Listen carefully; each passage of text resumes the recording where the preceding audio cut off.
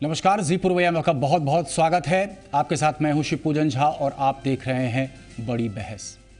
ऊहापोह, असमंजस, असहज और भ्रम, मांझी को लेकर बिहार की सियासत में तमाम हालात हैं और अब जेडीयू के सामने मुश्किलों की फहरिस्त है। लेकिन क्या मांझी की कुर्सी डगमगा चुकी है या मांझी ने इतनी ताकत बटोर ली है कि उन्हें हटाए जाने की कीमत न सिर्फ जेडीयू को बल्कि महागठबंधन को भी चुकानी पड़ सकती है? आज बड़ी बहस के दायरे में मांझी का मांझा।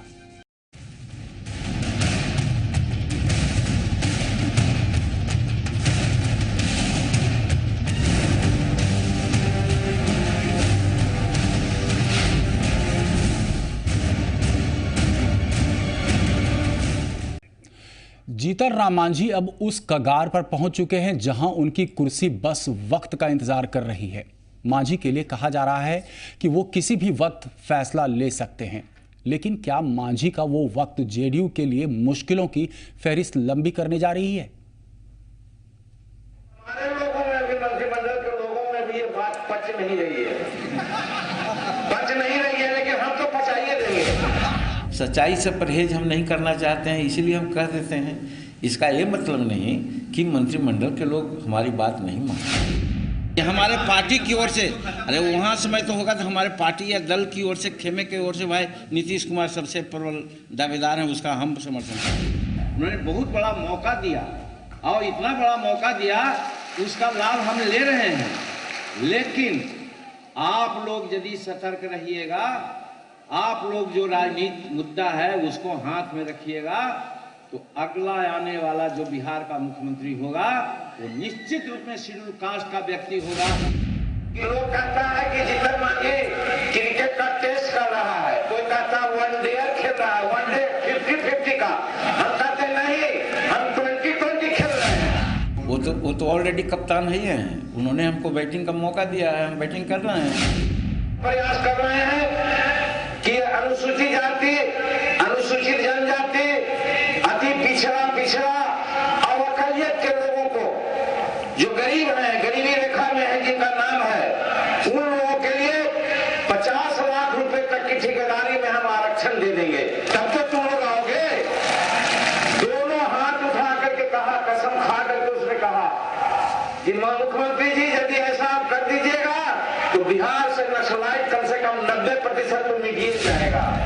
तो मिलता है मानने का नहीं, जो आता है आप नक्सली हैं कि नहीं है, कौन प्रमाण दे आपके बारे में? हम कहें कि आप नक्सली हैं। 7 फरवरी को फैसले की तारीख है या फिर जेडीयू में फासले का नया फलसफा तैयार हो जाएगा। मांझी को लगता है कि सियासी तौर पर वो न सिर्फ पहले से ज़्यादा ताकतवर हो गए हैं, बल्कि उन्हें अंदाजा है कि सीएम की कुर्सी संभालने के बाद उन्होंने अपना काम बखूबी किया है। मांझी के बयान ने तो नीतीश को परेशान किया ही, अब तो लालू भी हैरान हुए जा रहे हैं। तो क्या मांझी की मियाद तय हो चुकी है? फिलहाल शोर में सन्नाटा भी गजब का है। पार्टी में बहुत ज्यादा बैठापट्टा की स्थिति है। विवाद चल रहा है मांझी।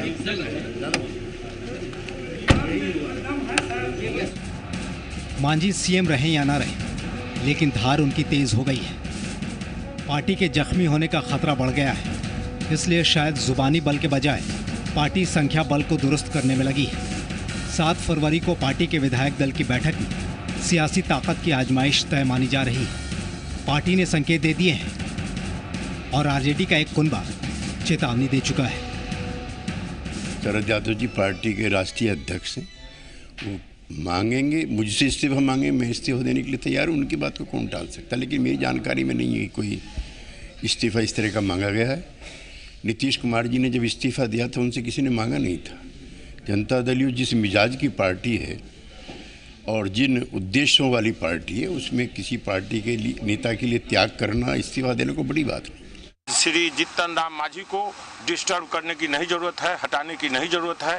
हटाना खतरनाक है, इसलिए जदयू के लोग अपना सोच विचार समझबूझ भूत भविष्य वर्तमान देखकर विचार करें। बिहार में इस साल ही चुनाव होने हैं। जेडीयू के पास वक्त बचा नहीं है। मांझी की कुर्सी को बचाने की कवायद करना भी उसके लिए मुश्किलों का सबब साबित हो चुका है।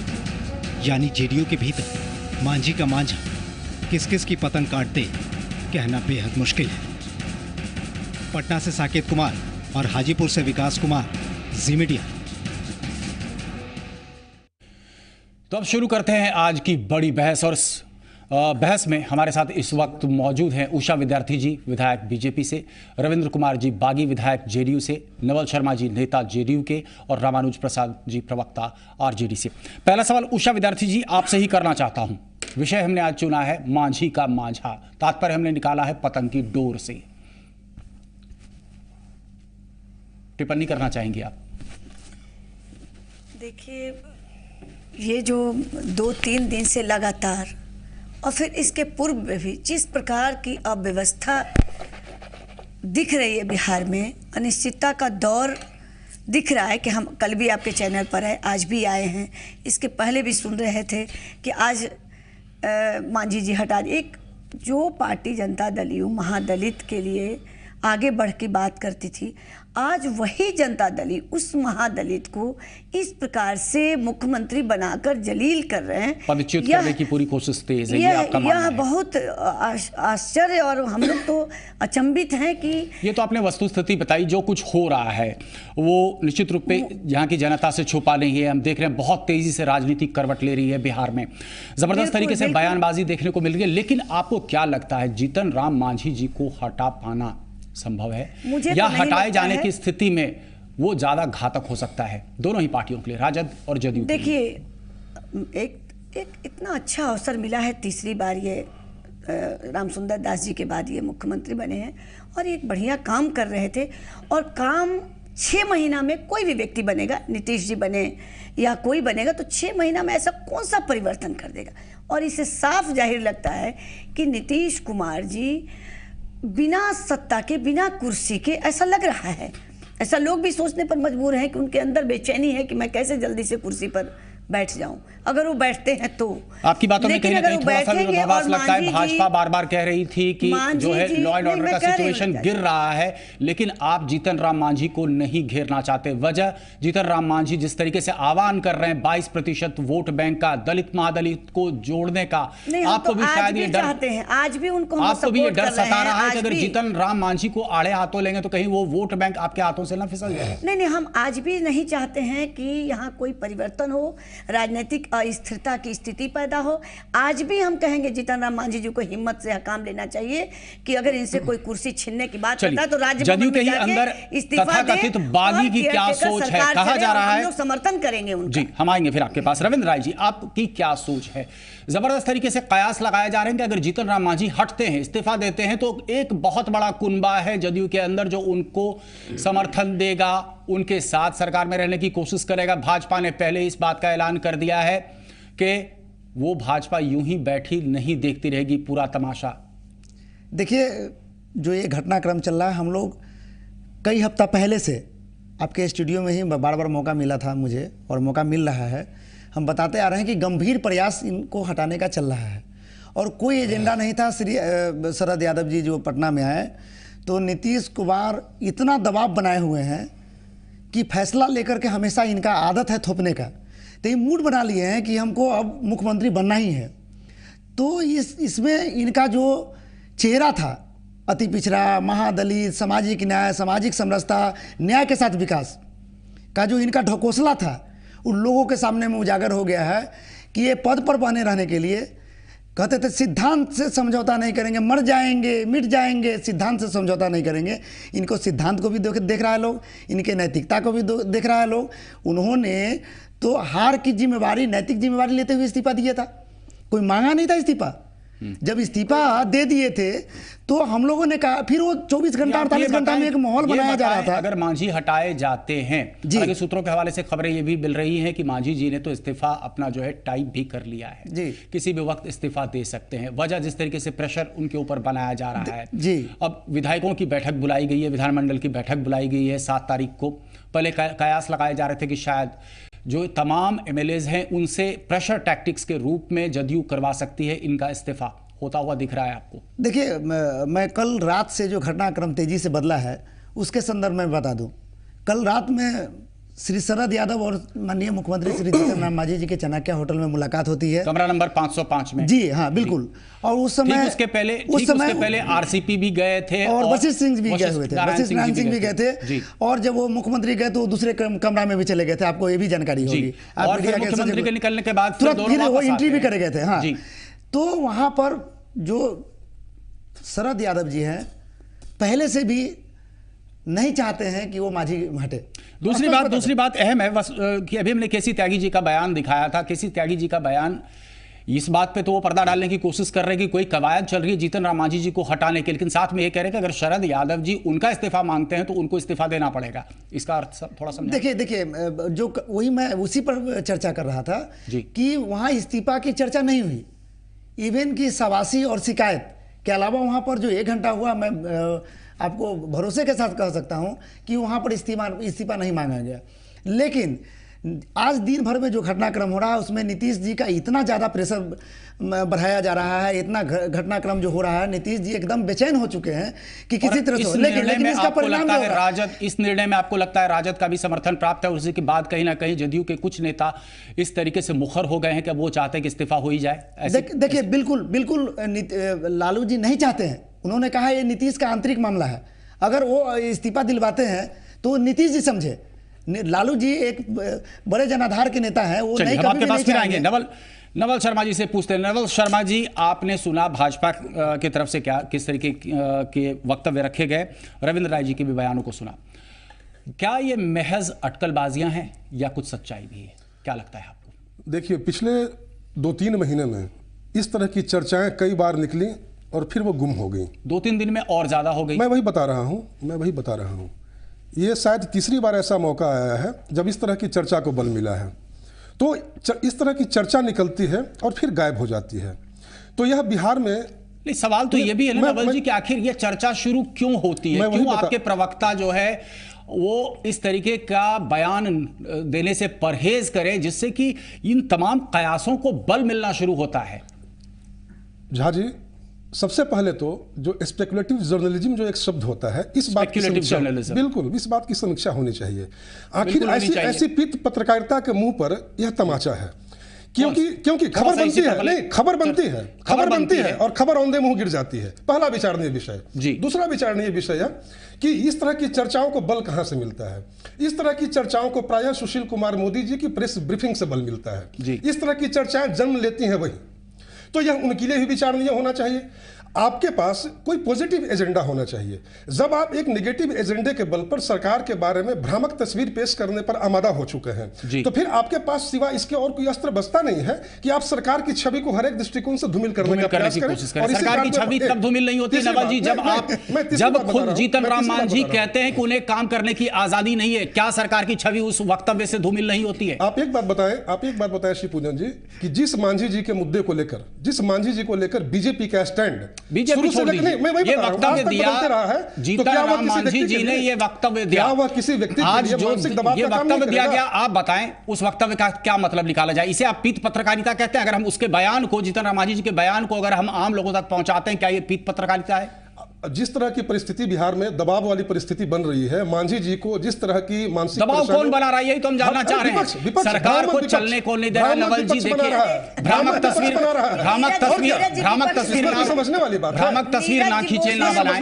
हम आपसे समझना चाह रहे हैं कि जीतन राम मांझी जी के इस कथन, इस बयान के पीछे क्या मतलब? सुशील मोदी जी ने हम सुन लेते हैं, सवाल हमने बहुत किया है। सुशील मोदी जी ने किस आधार पर यह बयान दिया कि 15 फरवरी के पहले मांझी जी इस्तीफा दे देंगे? आप इसका जवाब जरा बीजेपी के नेताओं से पूछिए, किस आधार पर आपने बयान दिया?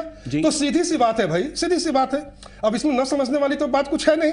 मांझी जी, जिस मांझी जी के बारे में आपकी मान्यता थी कि मांझी जी जैसे व्यक्ति के मुख्यमंत्री बनने से बिहार की छवि धूमिल हो गई है, बाहर में खराब हो रही है, यह कुछ दिन पहले का बीजेपी का अप्रोच था। और आज देखिए इनके प्रति सहानुभूति की भावना उमड़ आई है अचानक। तो मांझी जी को केंद्र में रखकर कौन सी भ्रामक राजनीति आप परोस रहे हैं बिहार की जनता के सामने? अब इसको समझने के लिए बचा है क्या? वोट शेयर को लेकर के आप भी कहीं ना कहीं परेशान है। खैर चलिए, रामानुज प्रसाद जी, हम आपके पास आना चाहते हैं। जब मांझी जी इस तरीके का वक्तव्य देते हैं, साफ तौर से कहते हैं काम करने की आजादी नहीं है, सरकार की छवि कौन सी उसमें बनती है? रामानुज जी देखिए, सवाल यहाँ सरकार की छवि पर बहुत बोलने और ये कि नहीं है।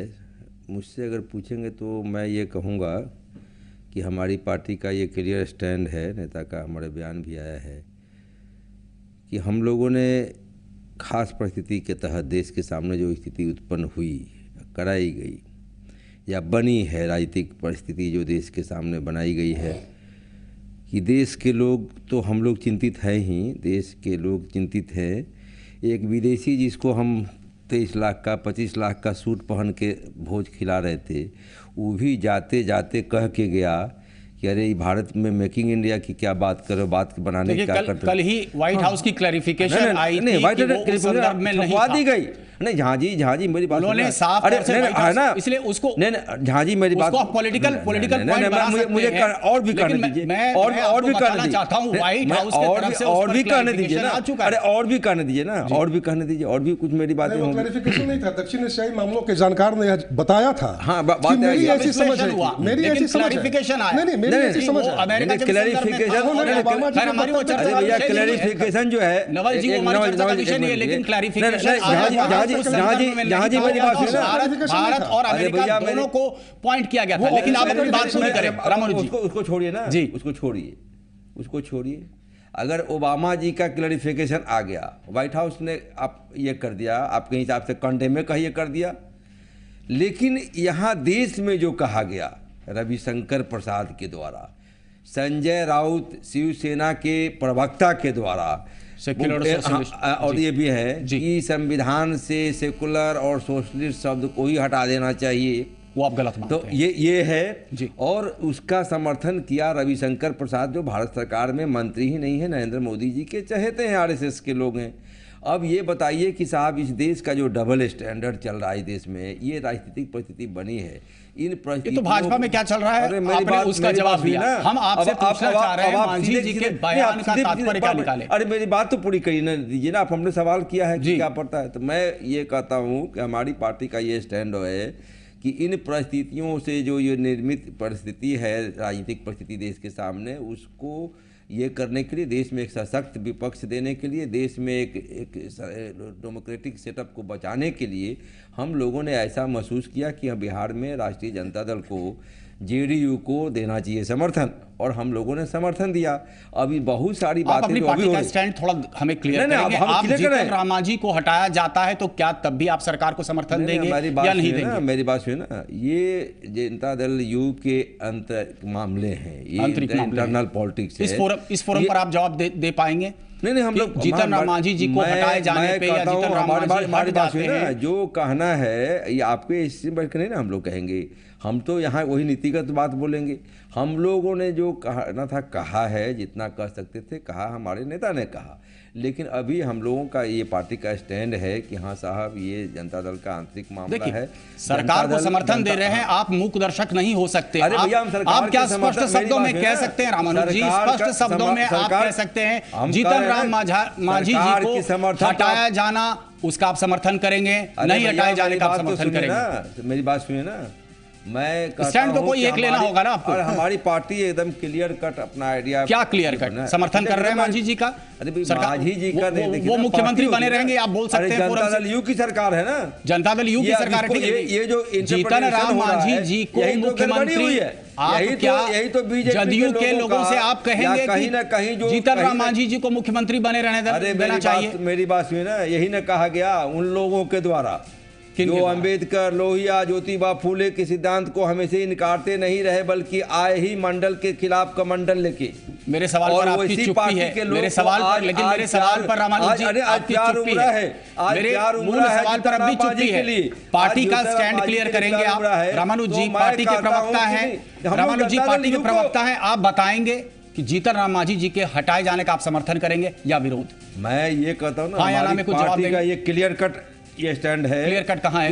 मुझे समझ में नहीं आ रहा है। जनता दल यू को विशेष परिस्थिति में हमारे नेता के द्वारा जो पहल है, जनता दल यू को, ना कि जीतन राम मांझी को। भैया व्यक्ति क्या होता है? व्यक्ति कुछ नहीं होता। नीतीश भी कल मुख्यमंत्री बन जाते हैं, आप समर्थन देंगे? पार्टी बड़ी फोरम है ना, पार्टी की सरकार है ना। अब हमारी मजबूरी है रामानुज जी, एक छोटे से ब्रेक की। अमित शाह की पार्टी, रामानुज जी, हम फिर आते हैं आपके पास। हमारी मजबूरी है फिलहाल एक छोटे से ब्रेक की। पार्टी बड़ी फोरम है, पार्टी को हम लोगों ने समर्थन दिया।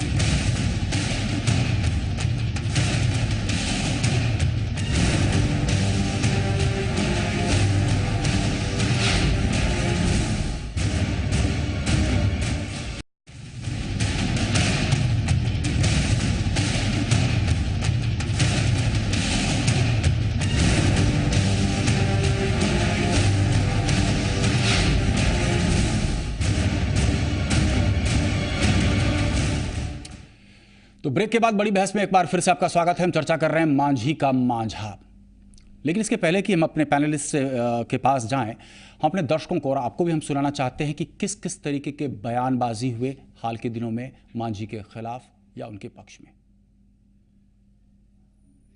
तरह तरह के बयान आ रहे हैं। सभी स्थिति पर विचार करने के लिए बैठक बुलाई है। राष्ट्रीय अध्यक्ष ने निर्देश दिया है और हमको भी कहा है, श्रवण कुमार को, यदि चूँकि व्हिप ही हैं, चीफ व्हिप हैं, कि आप बैठक बुलाएं। और जो बातें अभी आ रही हैं प्रेस में, तरह तरह का लोग बयान दे रहे हैं और सभी जितनी स्थिति है इसे निजात मिलना चाहिए, इसलिए बैठक बुलाई। मुख्यमंत्री के बदलने पर आप देखिए, विधायक जब एक साथ इकट्ठा होंगे तो जो सभी स्थिति पर चर्चा होगी तो चर्चा करेंगे। लेकिन जो अभी बयान आ रहे हैं, जो तरह तरह की बातें आ रही हैं प्रेस में, इस सब पर गंभीरता से विचार होगा। मांझी जी से इस्तीफा मांगा गया है क्या? ऐसा अब देखिए, इसके संबंध में जानकारी नहीं है। मांझी जी से मेरी भेंट नहीं। चर्चा है कि कुछ बड़ा फेरबदल होने वाला। चर्चा है तब जहाँ से चर्चा चल रही है वहाँ पूछिए, हम तो नहीं कुछ चर्चा जानते। सीएम मांझी ने जहानाबाद में आज कहा है, उनके सीएम मांझी ने कहा है कि वो दबाव में काम कर रहे हैं। हम कुछ नहीं जानते उनके, वो दबाव में काम कर रहे हैं। हम उनके बारे में कुछ नहीं जानते हैं सर। लेकिन अब आप जानते हैं तो आप प्रेशर बना रहे हैं ना आप लोग। मंत्री जी, मुख्यमंत्री कह रहे हैं कि बिना मतलब के बात हमसे करते रहते हैं, प्रेशर बना रहे हैं, क्या कर रहे हैं? किसी से मिलना जुलना खराब बात है। आप ये नहीं चाहते हैं कि नीतीश कुमार दोबारा गद्दी पर आए? नीतीश कुमार ही गद्दी, नीतीश कुमार के अलावा हमारे पास पार्टी में कोई दूसरा नहीं है। कल भी नीतीश कुमार थे, आज भी नीतीश कुमार है, भविष्य में भी नीतीश कुमार हैं। सर्वमान्य नेता माननीय नीतीश कुमार हैं। उनकी जो इच्छा है वो सब विधायकों की इच्छा होगी, वो भी हमारी इच्छा होगी। चाहेंगे चुनाव से पहले अगर गद्दी पर आना तो आप लोगों को ऐतराज नहीं? माननीय सर्वमान्य नेता चाहेंगे तो हम लोगों को कैसे रोक देंगे भाई? उन्हीं की अगुवाई में हम लोग यहाँ तक आए हैं।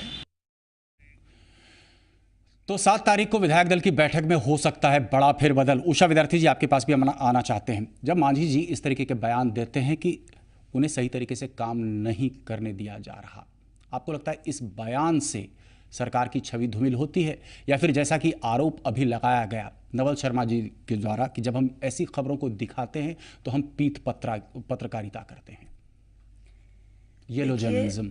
नवल शर्मा जी ने क्या कहा, ये नहीं, पहले विषय यह है कि कितनी राजनीतिक अस्थिरता की स्थिति बनी हुई। एक मुख्यमंत्री को लाचार और बेबस दिखाया जा रहा है। और ठीक ही आपने कहा कि मंत्री मुख्यमंत्री पर आक्षेप लगाते हैं, प्रवक्ता नीरज जी मुख्यमंत्री पर आक्षेप लगाते हैं, आलोक जी ऐसे जैसे कल हटने वाले हों। इस प्रकार के आखिर बातें आती कहाँ से? और इस तरह से एक मुख्यमंत्री मंत्री को हटा सकता है और मंत्री बना सकता है, ना कि लेकिन यहाँ पर स्थिति हम देख रहे हैं कि मंत्री ही जो है जवाब तलब करते हैं, प्रश्न उठाते हैं जो ट्रांसफर पोस्टिंग्स हो रही है उस पर। देखिए, ट्रांसफर पोस्टिंग की जो बात, आप एक मंत्री इस सरकार के एक बड़े पथ निर्माण विभाग के मंत्री हैं, आपको स्मरण दिलाना चाहते हैं कि जब वो मंत्री बने उसके पहले दूसरे मंत्री थे और पूरी ट्रांसफर पोस्टिंग हो गई थी, बड़े पैमाने पर हुई थी, 100-150 लोगों की हुई होगी। और मंत्री जी मुख्यमंत्री के स्वीकृति फाइल पर मिल जाने के बाद पोस्टिंग होनी थी, और मंत्री जी जब आते हैं तो सारे जो जिनका ट्रांसफ़र हुआ था उसको कैंसिल कर देते हैं, केवल इसलिए कि फिर अपने चॉइस से, फिर गलत ढंग से, मैं यहाँ चैनल में नहीं बोल सकती हूँ लेकिन आप समझ सकते हैं कि गलत ढंग से प्रभावित करके अन्य तरह से, और उसको किसी को वहाँ से वहाँ, किसी को वहाँ से वहाँ। और उस समय बहुत सफाई से, बहुत अच्छे से, आपको पता होगा प्रत्यय अमृत जी हमारे कमिश्नर हुआ करते थे और बहुत अच्छे से उन्होंने पोस्टिंग किया, और उनको ये साइड करके फिर अपने मन स्थिति से पोस्टिंग किया गया। तो मंत्री तो चाह रहे हैं कि हम अपने मन से कैसे काम करें, और मांझी जी को, और एक सेकंड बाद, और मांझी जी को चाहते हैं कि बस उस पर ठप्पा लगाएं। तो ये अस्थिरता बनी हुई है और मांझी जी को ये लोग बेइज्जत कर रहे हैं। मांझी जी को सोचने की आवश्यकता है कि इस तरह से हमारी प्रतिष्ठा ली जा रही है। अब वो बेइज्जती नहीं बर्दाश्त करना चाहते हैं, तभी अगर उनको थोड़ा भी ये होगा तो बेइज्जती नहीं बर्दाश्त कर सकते हैं। और पूरा बिहार उनके साथ है, भारतीय जनता पार्टी उनके साथ है, उस स्वयं विवेक से काम लें। विचित्र सी स्थिति नहीं लग रही है नवल शर्मा जी? एक मुख्य विपक्षी दल यहाँ पर वो मुख्यमंत्री के साथ खड़ा है, अपनी पार्टी खड़ी नहीं दिख रही है। नवल शर्मा जी देखिए, थोड़ा बोलने का हमको समय दीजिए। पूरा देंगे। हाँ, मैं ये बता रहा हूँ सीधे, आप बीजेपी के नेताओं से आपको पहला सवाल बताना भी है, हम लोग तो बस बीजेपी के नेताओं से झा जी आपको पहला सवाल ये पूछना चाहिए कि पिछले 4 महीने में मांझी जी को लेकर आपका बयान बार बार क्यों बदला? ऐसा बदला कि गिरगिट भी शर्मा गया 4 महीने में। पहला सवाल आपको ये पूछना चाहिए। पहला सवाल ये पूछना चाहिए, हम आपसे ही पूछ लेते हैं। पहला सवाल कि जदयू का मांझी जी को के प्रति दिया गया बयान लगातार क्यों बदल रहा है? नहीं, कभी नहीं बदला। मैं आज फिर बता रहा हूं कि नीतीश कुमार जी ही हमारी पार्टी के सर्वमान्य नेता हैं। इसमें न तो कल भी कोई कंफ्यूजन था और न आज कोई कंफ्यूजन। चर्चा क्यों कर रहे हैं? क्यों एम्फैटिक असर्शन इस बात को लेकर के? पर कोई विवाद नहीं है। आपके तमाम नेता बार-बार ये करेंगे नीतीश ही सर्वमान्य नेता है। मांझी जी को क्यों आप उनको नेपथ्य में क्यों झोंक रहे हैं? मैं झा जी एक बात आपसे पूछ रहा हूं कि जब नीतीश कुमार जी ने बीजेपी के हल्ला, ये लोग तो गलत बोल रहे थे अभी कि इस्तीफा नहीं मांगा गया था। लोकसभा चुनाव के बाद बीजेपी के नेता गला फाड़ फाड़ कर नीतीश जी का इस्तीफा मांग रहे थे। नीतीश जी ने नैतिक आधार पर इस्तीफा देकर उदाहरण पेश किया। उस समय मांझी जी के अलावा भी हमारी पार्टी में कई सारे ऐसे चेहरे थे जिनको नीतीश कुमार जी मुख्यमंत्री बना सकते थे, लेकिन उन्होंने मांझी जी को बनाया। इसलिए बनाया, पहले भी नीतीश कुमार जी ने नहीं, पहले भी यहाँ पर एक स्पष्टीकरण एक सेकंड आपको फिर मैं आऊंगा, पूरी बात आप नहीं रख सकते। रविंद्र कुमार जी, इन्होंने अभी कहा नीतीश जी ने इस्तीफा दिया, क्या हालात थे? आप मौजूद थे उस दिन, उस वक्त जब ये अहम मीटिंग हो रही थी, जब नीतीश जी ने घोषणा की थी सीएम हाउस में। आप बता सकते हैं प्रकाश? देखिए अभी जिस तरह से मंत्रियों के उस दिन क्या हुआ था? कहा यह जा रहा था कि जदयू में 2 घटक दल, 2 अलग अलग धुरियां पैदा हो गई हैं उस दिन। उसी संदर्भ में बोल रहा हूं। जिस तरह से अभी आपको लगता है क्या नीतीश जी के बिना इशारे पर नीरज कुमार जी बयान दे रहे हो, वशिष्ठ नारायण सिंह दे रहे हो, प्रवक्ता अजय लोग दे रहे हो, या कोई भी बयान बिना नीतीश जी की इजाजत के नहीं देते हो? उस समय भी यही नाटक हो रहा था। ताज्जुब तब होता है जब वशिष्ठ नारायण सिंह जी नसीहत देते हैं कि नैतिकता के आधार पर इनको संपर्क साधना चाहिए दूसरे। नहीं, उस समय भी यही नौटंकी हो रहा था कि हम त्यागी भी कहला जाए, तपस्वी कहला जाए, नैतिक भी बन जाए, और हमको विधायक दबाव बना रहा है, हमारे बिना बिहार नहीं चल सकता। आप हमारे दर्शकों को बताइए, क्या आप उस दिन उस बैठक में मौजूद थे? उस बैठक में मैं था, और 38 से 40 विधायक नीतीश कुमार को ये कह रहे थे कि नैतिक आधार पर इस्तीफा जब हो गया तो नया विधायक दल का नेता होना चाहिए। 2 सेकंड दे दबाव में फिर वो मुख्यमंत्री नहीं बने थे। उस दिन भी 24 घंटा में उनका मन बदल गया था, मैं दावे के साथ कह रहा हूं। और उस दिन भी हम लोगों ने मुद्दा उठाया था और ये मीडिया में भी बड़े पैमाने पर आया था। आपके सवाल का कुछ जवाब दिया इन्होंने? नहीं, मेरे सवाल का जवाब ये देना भी नहीं चाहते हैं। मेरे सवाल का जवाब कैसे दे पाएंगे, चूंकि इनकी और बीजेपी दोनों का सुर और ताल और लय सब कुछ एक हो चुका है। मैं ये बता रहा हूं, मैं ये पूछ रहा हूं, 17 साल से साथ में पूछ रहा हूं झा जी, मैं 17 साल से साथ में थे तो मैं डबल वहमी दिया आपको। ये कह रहे हैं 17 साल से साथ थे, इसलिए सुरताल इनके लिए बदले आपके बदले। ये पूछ रहा हूं कि थोड़ा सा इनका जवाब भी तो दे दें आप। इन्होंने कहा सुरताल आपके बदले हैं, इनके नहीं। ये तो भाजपा के साथ थे, भाजपा के साथ आज भी। आपको मेरा सिद्धांत रास नहीं आ रहा है। कल तक आपको मेरा सिद्धांत रास आ रहा है, नहीं आ रहा है। आपकी समस्या है कि मेरी समस्या है? दशक की दुश्मनी का सिद्धांत, 17 साल की दोस्ती का सिद्धांत।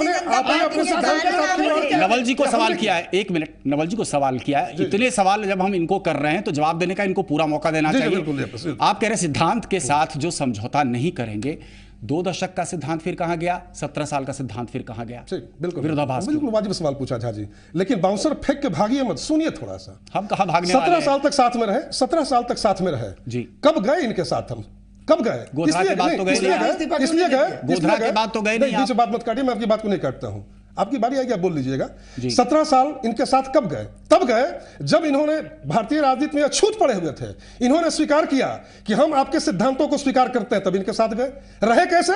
17 साल तक जब भी रहे इनके साथ, 17 साल में कभी अपने सिद्धांत से समझौता नहीं किया। हटे कब? हटे आ रहे हैं, गोधरा पर आ रहे हैं, गोधरा पर भी आ रहे हैं।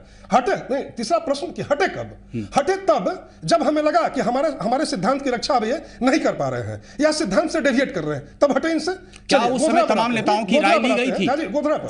एक सेकंड, रविंद्र कुमार जी, क्या उस समय सरकार की प्रशासकीय विफलता का तमाम विधायकों की राय ली गई थी? क्या वह राज्य सरकार की प्रशासकीय विफलता का मामला था? हम आ रहे हैं, आपके पास भी आ रहे हैं। नवल जी को बहुत हमने सवालों का बौछार किया है, सबसे ज्यादा मुझे आना पड़ेगा नवल जी के पास, लेकिन हम आपके पास भी आ रहे हैं। सबसे बड़ा दुर्भाग्यपूर्ण ये है अभी जो बयान आ रहा है बार बार कि सर्वमान्य नेता, पार्टी और संगठन में राष्ट्रीय अध्यक्ष का कोई वैल्यू नहीं। प्रदेश अध्यक्ष का कोई वैल्यू नहीं, विधायकों का कोई वैल्यू नहीं, एमपी का कोई वैल्यू नहीं। फैसला ले जब मन करे कि प्रधानमंत्री हम बन जाएंगे तो गठबंधन तोड़ ले। इनको घमंड हो जाता है कि तू मेजोरिटी आया, मेरे बदौलत आया। उनका फेस वैल्यू था, औकात समझ में आ गया होगा। वो तो कलेक्टिव मैंडेट था। नहीं, वो तो कलेक्टिव था, सभी एनडीए का था जी। लेकिन उनको घमंड ये हो गया कि मेरे नाम पर हो गया, मेरे फेस वैल्यू पर हो गया। लेकिन उनका असली औकात समता पार्टी के समय में था। तो आप और आज भी यही जलन है जी, आज भी वही जलन है। आप मानती है कहीं ना कहीं निर्णय थोपने जैसी बात हुई? वोट हुआ था राजद के खिलाफ, भाजपा जदयू को साथ, एनडीए को मिला था जी, एनडीए को मिला था, भारतीय जनता पार्टी जदयू के गठबंधन को मिला था। और लालू जी के जंगल राज से लोग त्रस्त थे, इसलिए बहुत बड़ी संख्या में सभी विधायक जीत के आए, सरकार बनी, सरकार अच्छे से चल रही। और जैसा उसी जनता के साथ आप छलावा हुआ है। लेकिन हम बहुत देर से रामानुज जी को सुनना चाह रहे थे। और अजय जी कह रहे कि 17 रामानुज जी, एक सेकंड में 17 साल हमारे 17 साल से आपके पक्ष में ही बोलेंगे राजद वाले। बनाया किसने? नहीं जी प्लीज, आखिर नीतीश जी को बनाया किसने? भारतीय जनता पार्टी, उनके 6 विधायक थे समता पार्टी में जब लड़े थे, और जब भारतीय जनता पार्टी के साथ आए तो केंद्र में मंत्री अटल जी ने बनाया और सबसे महत्वपूर्ण कृषि मंत्री भी बने, रेल मिनिस्टर बना करके उनकी पर्सनालिटी को निखारने का काम किया। आज अगर नीतीश कुमार जी बने उसके बाद भी बने, आज भारतीय जनता पार्टी के कारण, आज भारतीय जनता पार्टी, आज भी नीतीश जी भी अटल जी को बहुत स्नेह देते हैं। आज नीतीश जी अटल जी को फिर भी आप देखिएगा कि उनको स्नेह देते हैं, क्योंकि भारतीय जनता पार्टी ने ही उनको नीतीश कुमार बनाया। मुख्यमंत्री भी हमारे यहाँ भी कोई मुख्यमंत्री के दावेदार कई थे, सुशील मोदी थे, बना सकते, लेकिन हम लोगों ने नीतीश कुमार के नेतृत्व में उनको बना के हमने आपकी बातों का समर्थन नहीं करते हैं नवल शर्मा जी, उनको हम लोगों ने बढ़ाया है। आप बोल सकते हैं, हम लोग संक्षेप में हमें रामानुज जी से हम सवाल करना है। जिस वक्त की चर्चा कर रही है उस वक्त बीजेपी अपनी नीतियों के चलते भारतीय राजनीति में अछूत पड़ी हुई थी, अछूत पड़ी हुई थी। कोई छूना पसंद नहीं कर रहा था। जब 96 में एनडीए का निर्माण हुआ था झाजी, 96 की परिस्थिति पर आप गौर कीजिएगा, 96 की परिस्थिति पर आप गौर करेंगे, नीतीश कुमार जी के योगदान के चलते ही एनडीए का निर्माण संभव हो पाया, या नीतीश जी की देन थी। और बीजेपी की अखिल भारतीय एक्सेप्टेंस अगर बनी तो इसमें नीतीश कुमार जी का योगदान है। तो आपने नीतीश जी को क्या दिया? नीतीश जी को आपने क्या दिया? नीतीश जी को आपने क्या दिया? राष्ट्रीय स्वीकार्यता दे दी। रामानुज प्रसाद जी, सवाल कुछ नहीं थे, जॉर्ज फर्नांडिस बड़े नेता था भारतीय जनता पार्टी, चर्चा के केंद्र बिंदु में एक बार फिर से आप तमाम मान्यों को मैं लाना चाहूंगा। को मार्गदर्शक बना दिया जा रहा है, इसकी आपको चिंता नहीं है। विधायक दल की बैठक होनी है, अहम फैसला हो सकता है 7 तारीख को। रामानुज प्रसाद जी, अहम फैसला हो सकता है 7 तारीख को। बीजेपी के सारे वृद्ध नेताओं को फ्रिज में डाल दिया गया। आपको नहीं लगता, एक मिनट, आपको नहीं लगता एक जबरदस्त प्रयास में आप जुटे थे? आप बार बार कह रहे हैं आपके नेता लालू जी की भाजपा का जो बढ़ता हुआ रथ है उसे हम बिहार में रोकेंगे। क्या ऐसी स्थिति में जब सिर्फ फुटबॉल की स्थिति छिड़ी हुई है, जदयू के अंदर घमासान मचा हुआ है, आपको लगता है मजबूती से सामना कर पाएंगे भाजपा का? नहीं, ये तो भी सत्य है झाजी, इसमें कहीं ये नहीं है कि साहब जो आप कह रहे हैं उसमें वो तथ्यपरक बात नहीं है। बिल्कुल, अगर ये तो रिजल्ट बताता है कि अगर हम फूटे नहीं होते, टूटे नहीं होते, बटे नहीं होते, हम कहीं कहीं अगर अपने कारगुजारियों से अगर नहीं होते तो भाजपा। विलय की बात भी आप भूल गए। अरे मेरी बात, विलय की बात जो है वो भी नेपथ में चला गया। कहेंगे ना जी, आप भी इंटरव्यू आप बोल लीजिए। नहीं, आप बोलिए, बिल्कुल। मैं आप सवाल आपके जवाब से सवाल आ जाते हैं, मैं रोक नहीं सकता, अपने तरीके से ना बोलूंगा जी, मैं अपनी बात बोलूंगा कि आप मेरे मुंह में डाल। अच्छा, ये कौतूहल सिर्फ एक पत्रकार के लिए कौतूहल, मुझे लगता है कि तमाम दर्शकों का मैं ये कहना चाहता हूँ, आपने जो सवाल किया है मेरे हिसाब से सवाल का जवाब मैं ही दे रहा हूँ कि साहब ये निश्चित मैं मानता हूँ, मैं इसी को पुष्टि कर रहा हूँ कि साहब अगर हम टूटे बटे अगर नहीं बिखरे नहीं होते तो 69% ये वोट वाला जो है 69% वोट लेकर के हम अलग हैं, बाहर हैं, और 31% वोट लेने वाला सरकार में बैठा हुआ है। तो ये तो इसमें कहाँ तुहमत की बात है कि हाँ साहब जो हो रहा है वो भी बुरा हो रहा है। अब आगे इसका क्या होगा ये भगवान जाने। नसीहत नहीं देते हैं नेताओं को जो जमानत जब्त हो गया। नहीं, झारखंड में गठबंधन किया ही नहीं। लोग को बुलवाइए, झारखंड में प्रचार करने गए। चलिए, हमारी मजबूरी है एक ब्रेक के बाद जब हम वापस आते हैं चर्चा को यहीं से फिर से उठाएंगे।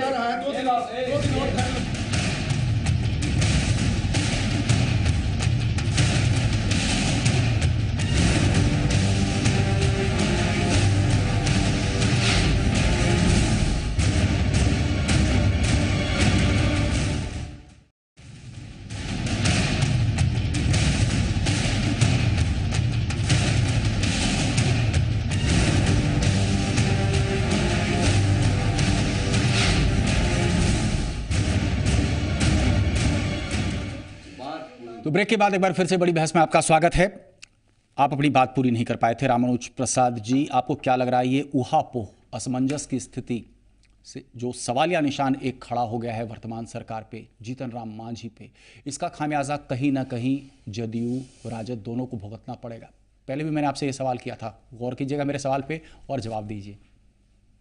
नहीं देखिए, ये तो राजनीतिक घटनाक्रम है और मैं समझ रहा हूँ कि जो बातें हैं वो है, बगैर आग के धुआं तो नहीं उठा करता, कहीं कुछ न कुछ है। लेकिन मैं फिर कह रहा हूँ, नहीं वशिष्ठ बाबू के जब सीधे बयान आ रहा है प्रदेश अध्यक्ष जी, नवल जी बोले नहीं बोले, जब सीधे प्रदेश अध्यक्ष का बयान आ रहा है, केसी त्यागी जी का बयान आ रहा है, कहीं कुछ हो रहा है, इसी को तो नहीं है। लेकिन ये हम कहना चाहते हैं कि हमारी पार्टी बिल्कुल इस स्टैंड पर कायम है कि साहब वो जो कुछ भी हो रहा है या होगा ये सब जेडीयू के आंतरिक मामले हैं। हम और हमारी पार्टी राजनीतिक घटनाक्रम पर नज़र रख रही है, राजनीतिक हालात के हिसाब से जो कह सकती है ये समर्थक दल होने के नाते कह रही है।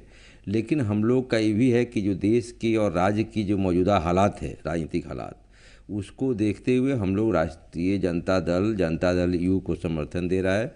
बाकी मामलों पर उन लोगों को निर्णय लेने। और विलय? हाँ, विलय तो हमारा वो एक प्रक्रिया जारी है। विलय तो पार्टियों का जब एक बात चली है, विलय या गठबंधन, वो परिस्थिति जन्य बातें हैं और उसकी जो संवैधानिक प्रक्रिया है उसका निर्वहन किया जा रहा है, बातें हो रही है। नेता जो हमारे वरिष्ठ नेता हैं, हमारे नेता लालू प्रसाद जी, उधर शरद जी और माननीय नीतीश जी, उधर मुलायम सिंह जी, मुलायम सिंह जी ही फैसला लेंगे। मुलायम सिंह जी को अधिकृत किया हुआ है, मुलायम सिंह जी अधिकृत है, मुलायम सिंह जी सभी जो सेकुलर और सोशल दल हैं। उषा विद्यार्थी जी, आपके पास हम आना चाहते हैं। एक स्थिति ऐसी बन रही है जब जीतन राम मांझी लगातार ऐसे बयान देते नजर आए हैं, दलितों को, महादलितों को एक मंच पे लाने की कोशिश, एकजुट करने की कोशिश। ये बार बार कह रहे हैं कि 22% अगला, अगर आप एकजुट होंगे तो अगला मुख्यमंत्री भी हमारे तबके से ही होगा। देखिए, अब आगे का मुख्यमंत्री कौन होगा, 6 महीना अभी बाकी है, ये तो जनता तय करेगी। नहीं, जनता तय करेगी। जनता किसको बहुमत देती है।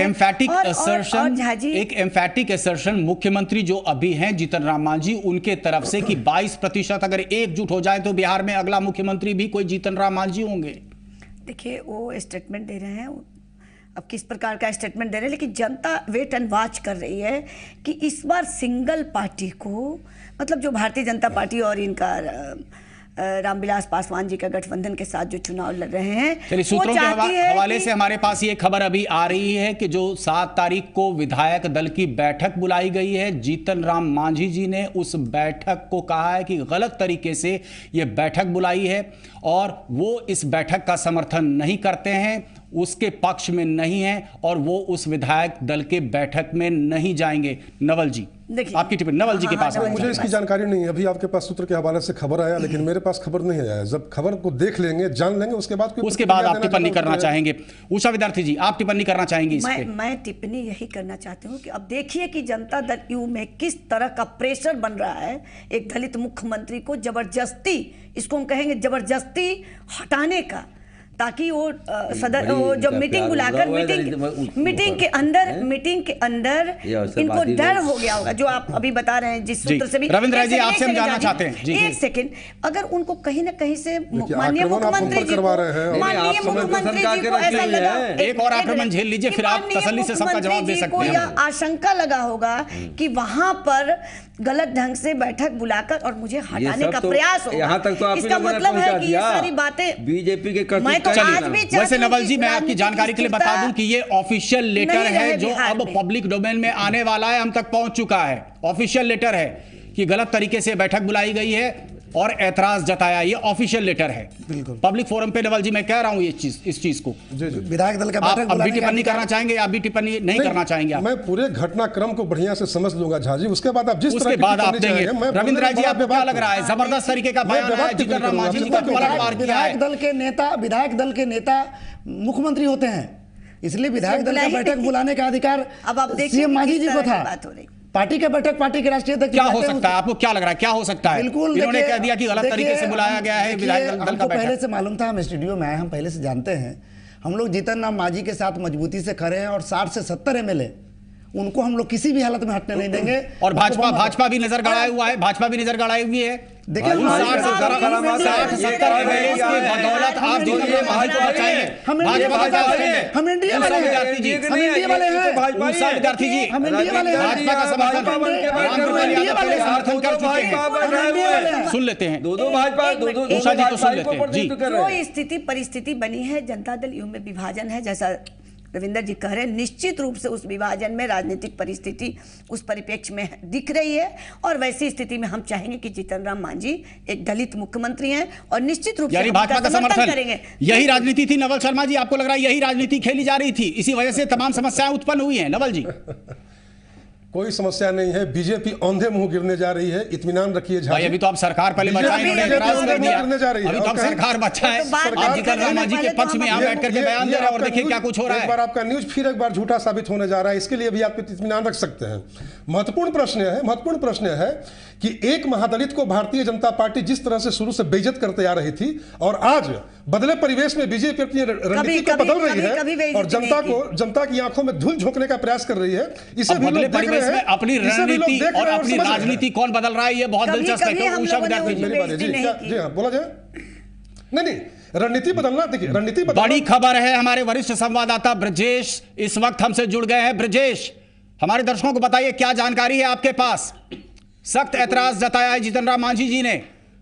बिल्कुल आर पार की लड़ाई के मूड में अब जीतन राम मांझी आ गए हैं और पहली बार खुलकर एक प्रेस रिलीज जारी की गई है। उसमें साफ साफ कहा गया है कि जो 7 तारीख को विधायक दल की बैठक बुलाई गई है शरद यादव की तरफ से, वो अधिकृत नहीं है, मतलब कि वो अनाधिकृत नहीं है बैठक बुलाने को लेकर। और जो भी विधायक दल की बैठक होती है उसमें विधायक दल का नेता मुख्यमंत्री होता है और वही वो इस तरह की बैठक बुला सकता है। तो एक तरीके से उस बैठक को ही अवैध करार दिया है जीतन राम मांझी ने। और यहाँ पे जो इस्तीफे की बातचीत लगातार चल रही थी, शाम से खबर आ रही थी कि मुख्यमंत्री जीतन राम मांझी ने अपना इस्तीफा टाइप कर लिया है और लोगों से विचार विमर्श कर रहे हैं। तो एक बार फिर जीतन राम मांझी ने साफ किया है कि जो भी इस्तीफे की जो खबर है वो बिल्कुल उसका खंडन किया है, उसको अफवाह करार दिया है। शिवपूजन जी, लेकिन बड़ा सवाल खड़ा किया है उन्होंने जिस तरीके से विधायक दल की बैठक बुलाई गई है।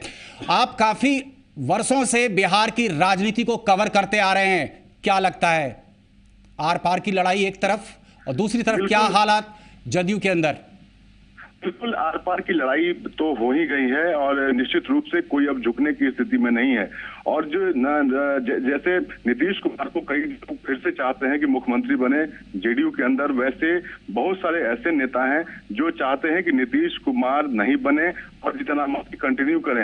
ऐसी स्थिति में अभी शकुनी चौधरी का भी बयान आया है, उनका ये यहाँ तक कह दिया है कि जीतन राम मांझी आग हैं और उनको कोई छुएगा वो जल जाएगा। और इस तरीके से जो बयान आ रहे हैं तो निश्चित जो जेडीयू के अंदर सब कुछ अब ठीक ठाक नहीं रहा है और एक बड़ा बदलाव और कुछ बड़ा 7 तारीख के बैठक के बाद हो सकता है, बड़ा बदलाव हो सकता है। चलिए ब्रजेश मिश्रा जी, हमसे जुड़ने के लिए आपका बहुत बहुत धन्यवाद। आप इस खबर पे अपनी नजर बनाए रखें। तो जीतन राम मांझी, कुछ लोग कह रहे हैं जीतन राम मांझी जी आग हैं, हमने भी कहा जीतन राम मांझी जी का मांझा। देखना दिलचस्प होगा 7 तारीख को आखिर राजनीति किस ओर करवट लेती है। उषा विद्यार्थी जी, रविंद्र राय जी, नवल शर्मा जी और रामानुज प्रसाद जी, आप सबों का हमसे जुड़ने के लिए, हमारे स्टूडियो में आने के लिए बहुत बहुत धन्यवाद। बड़ी बहस में बस इतना ही, लेकिन अपने दर्शकों से आग्रह करेंगे कि ताज़ा खबरों के लिए बने रहिए जी पुरवैया के साथ।